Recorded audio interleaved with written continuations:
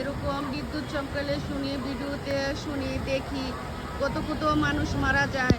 আল্লাহ সবাইকে রহমত করো, আল্লাহ সবাই যেন ভালো থাকে, কারো যেন দুর্ঘটনা আল্লাহ না ঘটায়, সবাই যেন ভালোভাবে সুন্দর সুস্থভাবে ধান তুলতে পারে। গ্রামে অনেক বিদ্যুৎ চমকাচ্ছে, আমরা বাসায় আছি ঢাকায়, তাও কত ভয় লাগে বিদ্যুৎ চমকাইলে। আর যারা এখন কাজ করতেছে ওদের কত ভয়। এখন বৃষ্টি তো প্রায় শেষের দিকে, কিন্তু বিদ্যুৎ প্রচুর চমকাচ্ছে, প্রচুর শব্দ হচ্ছে।